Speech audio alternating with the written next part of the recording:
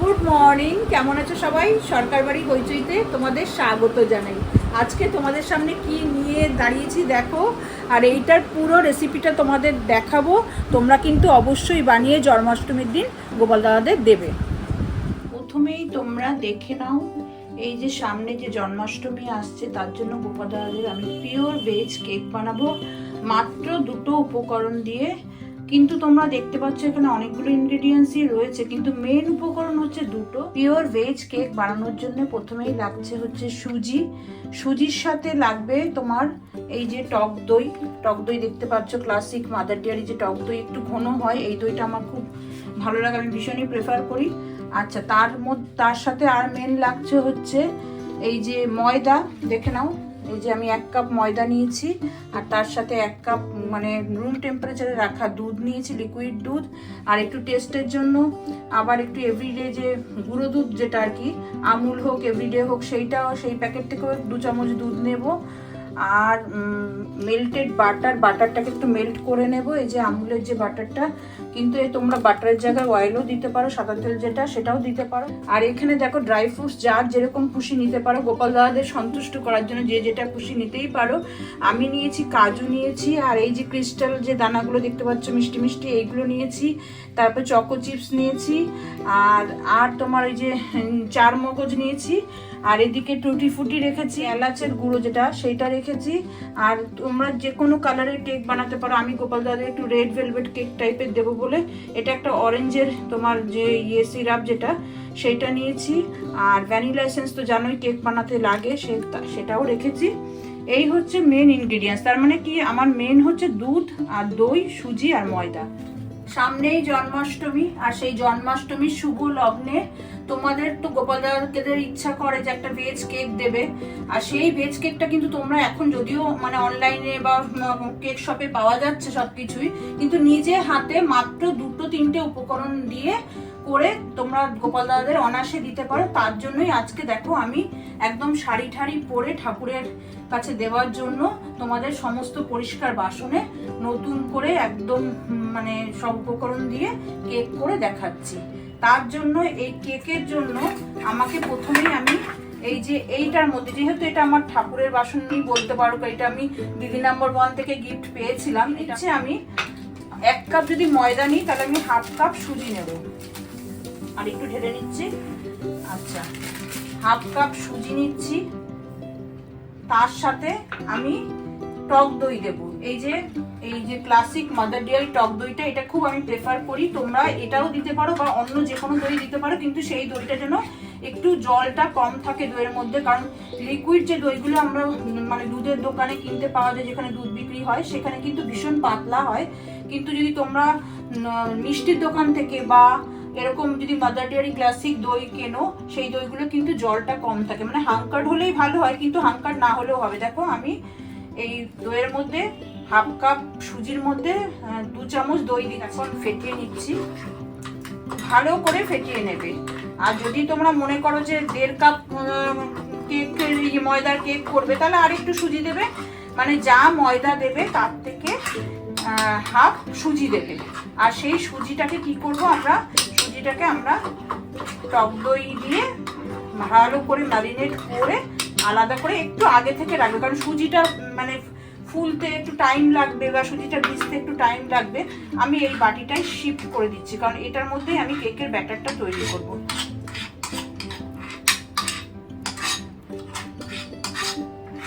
আজকে তোমাদের জানি না কিরকম এখানে দেখতে লাগছে, আছে কিন্তু ক্যামেরাটা কিন্তু আমার মা করছে। আর আমি যে শাড়িটা পরেছি এই ঠাকুরদের কেকটা বানিয়ে দেবো বলে, এটা কিন্তু আমার সেই বিয়ের বেনারসি, কতদিন আগের বেনারসি ভাবো, সেই বিয়ের বেনারসিটা বের করে আছে কিন্তু আমি পরেছি এই কেকটা বানাবো বলে। তাহলে আমি সুজিটা টক দই দিয়ে ম্যারিনেট করে আমি দেখো আলাদা করে রেখে দিলাম। এটা হচ্ছে একটা উপকরণ গেল কেকে। এইবার হচ্ছে সেকেন্ড উপকরণ, ময়দা। দেখো আমি 1 কাপ ময়দা দিলাম, যেহেতু 1/2 কাপ সুজি দিয়েছি, ময়দাটা তার ডাবল হবে। 1 কাপ ময়দা, আর তার সাথে অল্প অল্প করে দুধ দিতে হবে। 1 কাপ দুধ রেখেছি, কিন্তু আরেকটু যখন যখন লাগবে তখন আমি দেব। আর যদি দেখো যে কোনো সময় যে ময়দাটা বাটিদের জন্য খুব পাতলা হয়ে গেছে, তোমরা তো কেকের ব্যাটারটা কিরকম হয় জানোই, তাহলে তোমরা তখন সেক্ষেত্রে আরেকটু ময়দা ব্যবহার করতে পারো। এই যে দেখো মোটামুটি আমি এই 1 কাপ দুধ পুরো লেগেই যাবে। কিন্তু এখানে কোনো ডাস্ট চিনি লাগবে না, এই যে চিনিটা তোমাদের স্বাদ অনুযায়ী দেবে। আমি এখানে 1 কাপ থেকে একটু কম রেখেছি, এটা তোমরা হাফ কাপও দিতে পারো, আবার 1 কাপও দিতে পারো, চিনিটা তোমাদের টেস্ট অনুযায়ী। আমি একটু কম দেব, আমি 1 কাপ থেকে একটু কম চিনি দিলাম। এবার ময়দার সাথে চিনিটা একটুখানি মিশিয়ে নিলাম। যেহেতু ময়দাটা প্রথমে দিয়েছি, ময়দাটা কিন্তু খুব বেশি ফেটানো যাবে। এইভাবে আস্তে আস্তে চিনিটা দেখবে এই দুধ আর ময়দার মধ্যে মেল্ট হয়ে যাবে। দেখতেই পাচ্ছ তোমরা কিরকম হচ্ছে ব্যাটারটা। আচ্ছা, এইবার এর সাথে আমি দিয়ে দিই আমুলের বাটার নিয়েছি, এখানে মানে 50 গ্রাম মতো নিয়েছি, 100 গ্রাম থেকে আমি হাফ নিয়েছি, নিয়ে আমি মেল্ট করে নিয়েছি। এখানে তোমরা আমুলের বাটারের জায়গায় সাদা তেলও ব্যবহার করতে পারো। বাটারটা আমি একটু দরাজ হাতেই দিলাম, হয়তো এক এক সময় কি করি তেল আর বাটার মিশিয়ে দিই, কিন্তু আজকে আমি পুরোটাই বাটার দিলাম। আচ্ছা, আস্তে আস্তে চিনিটাও মেল্ট হচ্ছে, আর এদিকে তোমার বাটার আর ময়দা আর দুধ একসাথে মিশিয়ে মোটামুটি একটা ব্যাটার দেখো হচ্ছে।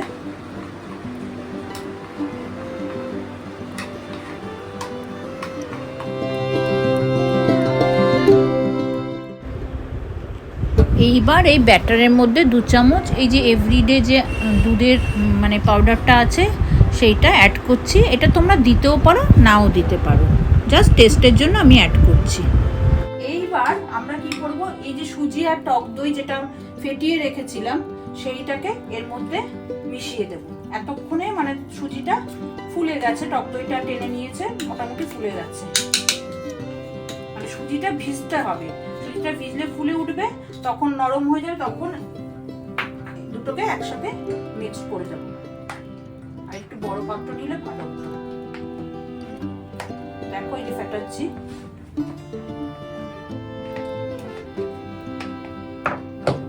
কিচ্ছু না, শুধু দুধ, ময়দা, সুজি, টক দই, মেন হচ্ছে এই 4টে জিনিস। আর বাকি কিন্তু সবই দেখো ভ্যানিলা এসেন্স বলো, যদি তোমরা ম্যাঙ্গো কালার দিতে পারো, অরেঞ্জ কালার দিতে পারো, রেড ভেলভেটের কালার দিতে পারো, যদি খুশি হয়, না হলে কিন্তু এমনি করলে এমনি ভালো হবে। কিন্তু যেহেতু আমি গোপাল দাদাদের দেবো, তাই আমি একটু ওই আমার কাছে আছেও অরেঞ্জ যে কালারটা, সেইটা আমি একটু দিয়ে দেবো। আচ্ছা, একটু মনে হচ্ছে ঘন হয়েছে, এটা কিন্তু রুম টেম্পারেচারে যে লিকুইড দুধ সেটাই আমি দিচ্ছি।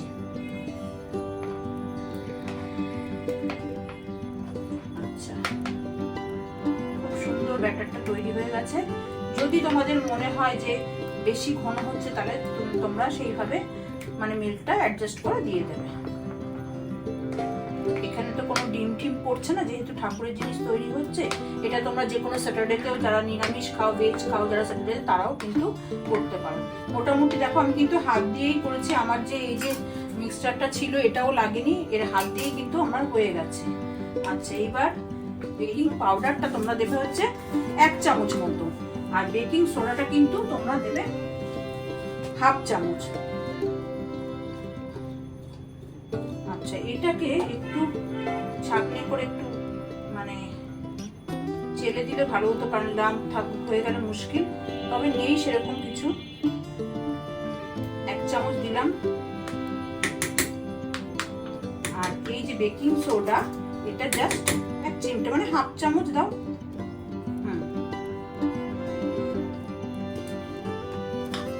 দেয়া হয়ে গেছে। আর কি দেবো আমি আজকে, কিন্তু আমার তোমাদের প্রথমেই বললাম মা ক্যামেরা করছে, মা বয়স্ক মানুষ, তাও আমার মানে রিকোয়েস্টে মা করছে, এটাই অনেক। না হলে আমাকে আবার স্ট্যান্ড লাগাতে হতো, অনেক ঝামেলা করতে হতো।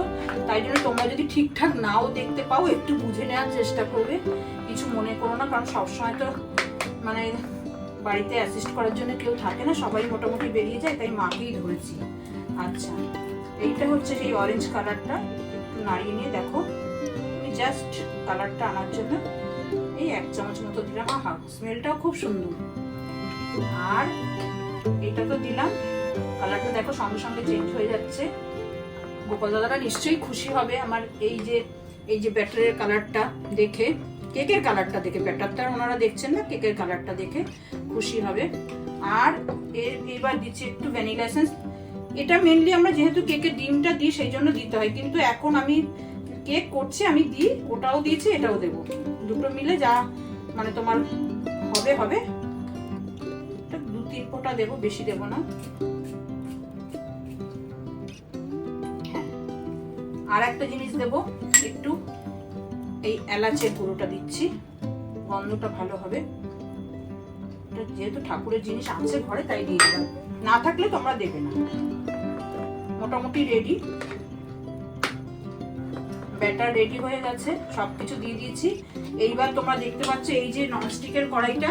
আচ্ছা, যদি তোমাদের ঠাকুরের ননস্টিকের কড়াই না থাকে, যে কোনো একটা ডেচকি মতন যেটার মধ্যে একটা বাটি বসাতে পারবে স্ট্যান্ড দিয়ে, সেরকম একটা জিনিস নিও তোমরা। আমি একটু নুন দিয়ে করব, নুনটাকে একটু প্রিহিট করে নিতে হবে, নিয়ে তারপরে স্ট্যান্ডটা তার উপরে বসিয়ে এই যে এরকম একটা, এটা আমার ঠাকুরের আছে তাই, না হলে তোমরা একটা ছোট্ট পাতলা টিনের বাটির মধ্যে একটু ওই যে বাটার আর একটু ময়দা গ্রিস করে নিয়ে তারপরে ব্যাটারটা দিয়ে ওই স্ট্যান্ডের পরে বসিয়ে দেবে কড়াইয়ের মধ্যে।